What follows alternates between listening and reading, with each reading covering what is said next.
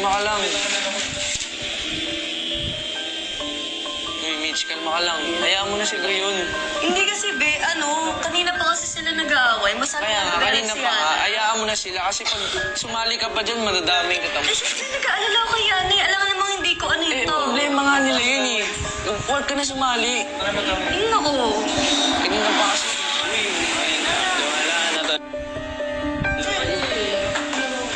Ano ba kasi nangyari? Ano ba kasi nangyari sa inyo? Ano ba yun? Nakaraang vlog pa siya ganun. Si Yana? Oo. Baka masama lang yung timpla niya talaga. Naging ganun ko yun. Baka masama lang yung araw niya. Eh, pero kausapin mo lang tapos mag-sorry ka. Buti nga binigyan mo ng tubig kanina. Tama lang. Sa'yo. Kaya bago lang din ako. Hindi ko pa ganun siya katakinala. Eh, para sa akin mag-sorry ka na lang. Kaya tanongin mo siya. Palagi. Usap niyo. Uusap kayo kayong dalawa lang. Kausapin mo. Usapin.